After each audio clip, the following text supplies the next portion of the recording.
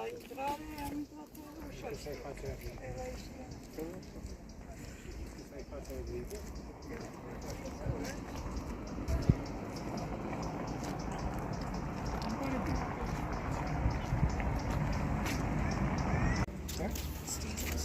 Nu ai zis să auzi.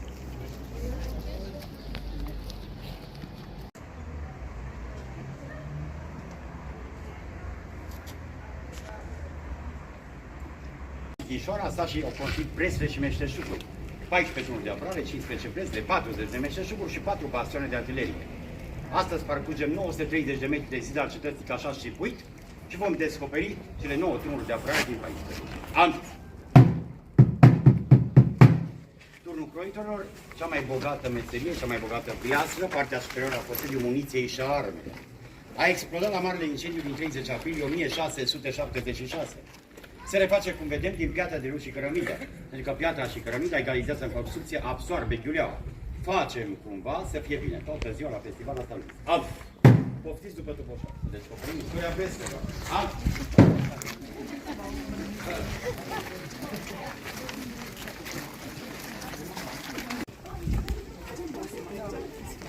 Un pantof mai așa.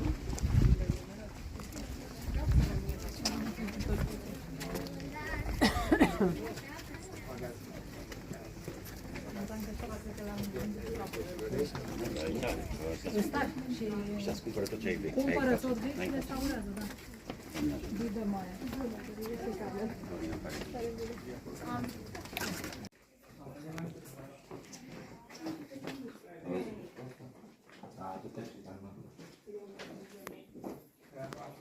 Trag de asta și tu.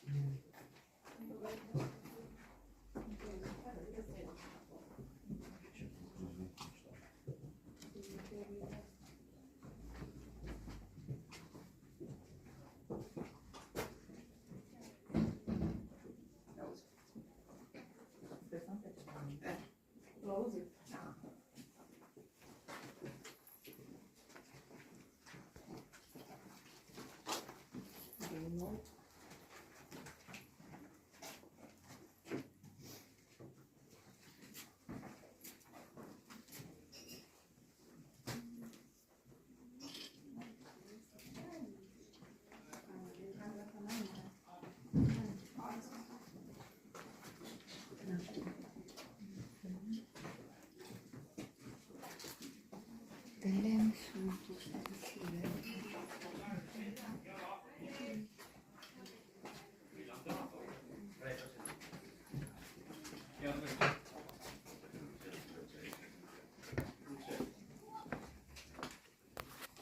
Ai povestit de tablou? N-am mai zis nimic, tablou toboșnarului. Haide.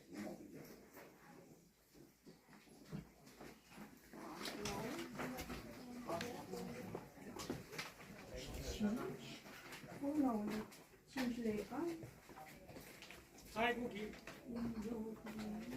Ia vedeți dumneavoastră ce... Apărare, 15 bresle, 40 de meșteșuguri și 4 bastione de artilerie. Am intrat pe la a doua poartă a cetății, turnul croitorilor, cea mai bogată meserie, cea mai bogată piastră. Partea superioară a explodat la marele incendiu din 30 aprilie 1976. Incendiul a amploare aproape până la biserica din deal. Se refac din piatră de lut și cărămidă, așa cum le vedem la toate drumurile din cetate. Aici suntem la turnul Cojocailor, care se leagă de măcelari și formează a treia poartă a cetății, dar vorbim după aceea când coboră toți.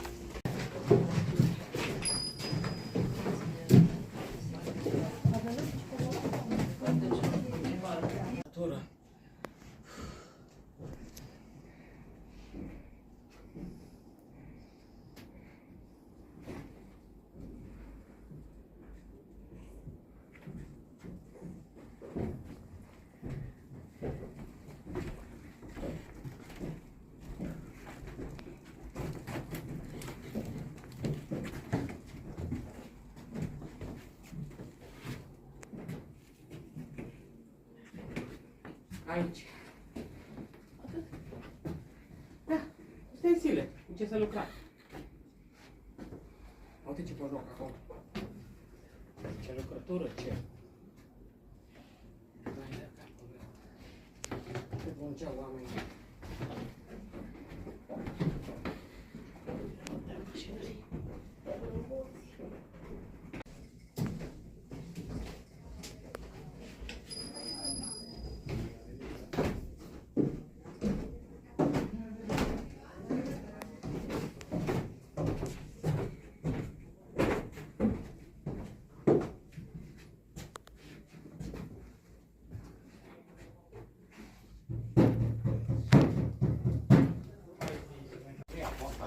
Factatorele formate de la turnul mașinărilor, parțialele de conjocare. Uitați-vă și faceți fotografia a zidului restaurat la țarcă pentru animale în timp de pace. Înainte să plecăm, toboșalul e ciudat rău. De ce a rămas aici de 20 de ani? Azi un brand al orașului, o marcă registrată la OSIM, singura mișcătoare vie din România. Ideea mea aparține. Eu nu vreau să mă laud, dar vă spun ce fac eu cu toba. Toboșarul când vin mai multe țări, eu știu să se audă în 60 de limbi. Câteva văzită, asta nu sunt stare. Dacă vin japonezi,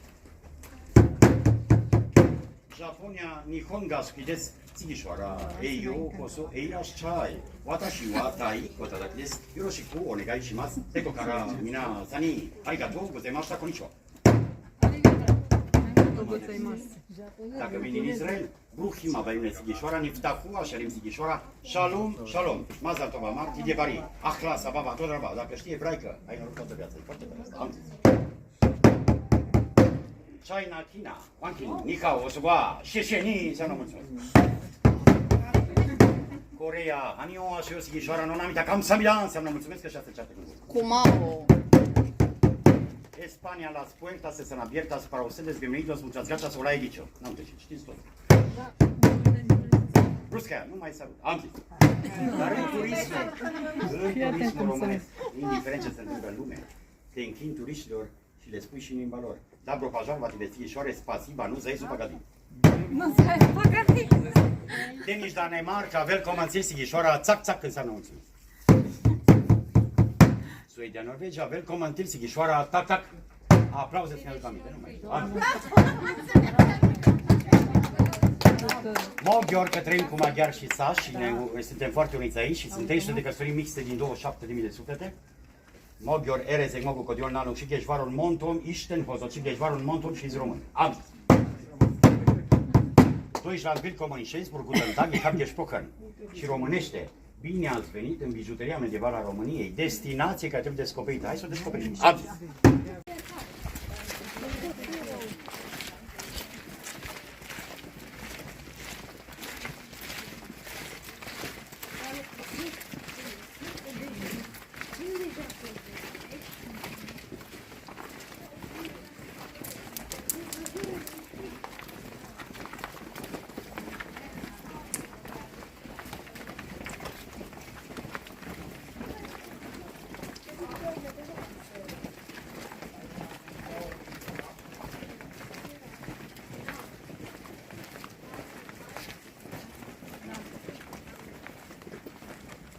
Să ne plângem dacă ați auzit ce vorbește, ce prezintă când ajung. Am ajuns pe cea mai importantă stradă din cetatea medievală, se numește Strada Școlii. Pentru că prima școală din Sighișoara s-a construit în 1522. A doua parte a școlii 1619. Mai sus de prima școală este cel mai important monument. Biserica din Deal, în stil gotic, construită în 1345, e o veche capelă romanică găsită în 1200. Scara școlarului s-a acoperit, se construiește puțin mai târziu pentru a apăra elevii de calamitățile naturale. 1642 nu greșesc încă la ora asta. Nu pe degeaba, asta și erau creștini ca și ortodoxi. 6 zile se mergea la școală, se muncea în Evul Mediu, a 7-a de odihnă și de rugăciune, luni, marți, miercuri, joi, vineri, sâmbătă. Duminică nu te grăbi, stai și odihnește-te și spune Doamne ajută. Nu uitați de Dumnezeu. Am zis. Tot o legendă foarte tare, dacă dorești să te căsătorești sau să-ți încerci soțul, aici ar prins dacă te-a înșelat. Femeia nu greșește, bărbatul îi să taie filmul. O să vă spun de ce. Deci dacă vrei să te căsătorești, vii și te săruți pe 176 de tete, nu pe degeaba. Te săruți să spune numele de 176 de ori. Din cauza sărutului, dacă te-a înșelat și a încălcat cele 10 poruncile lui Dumnezeu, pe scara 68, 69, 70, orice bărbat din lumea asta va spune alt nume decât numele tău.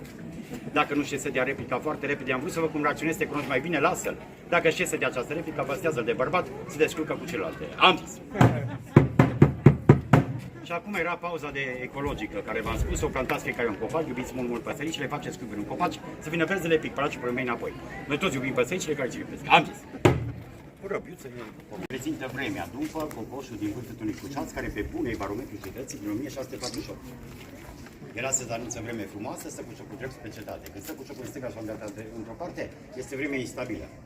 Gândiți-vă atunci când mă duc în piața cetății și zic lume, să știe ternatul, acum, la 3 ceasuri după miezul zilei, vă prezint vremea. Cocoșul ne anunță vreme instabilă, stați liniștiți. Am zis.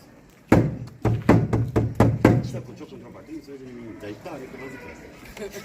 Dacă ciocul cocoșului se îndreaptă spre statul 16, o să o linge, depinde de anotimp. Stilul baroc, forma de ceapă la turnul cu ceas.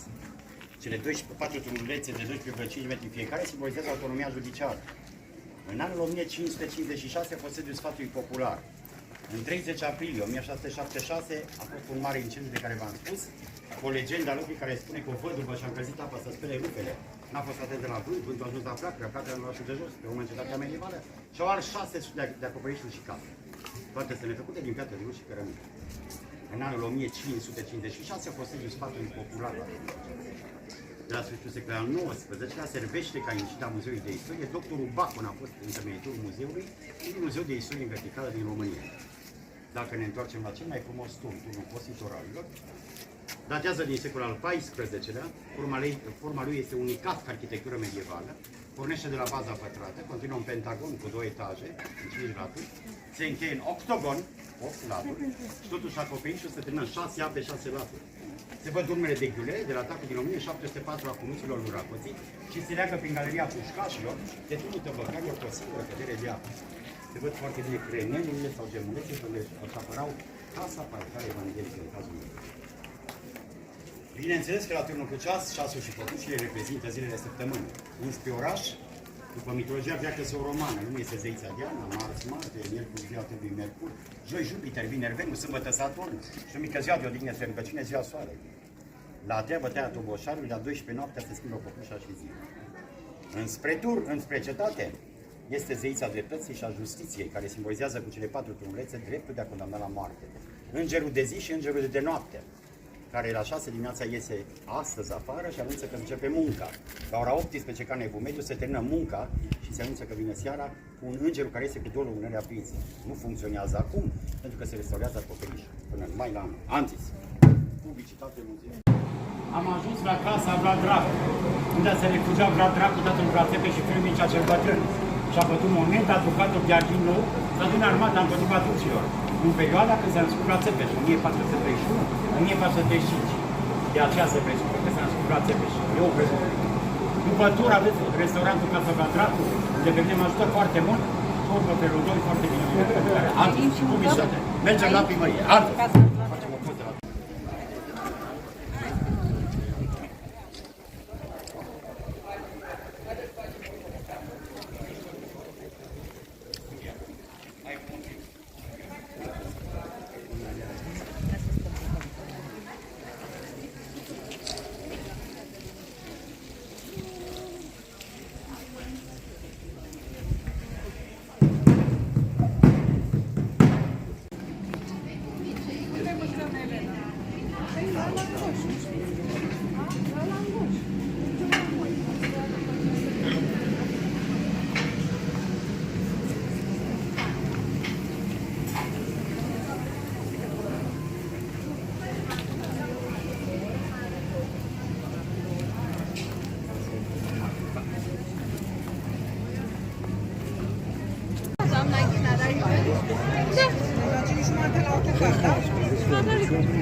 Ne-am concediat.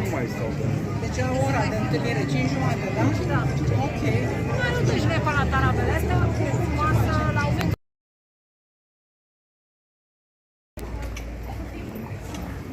Io non. Io. Oh no.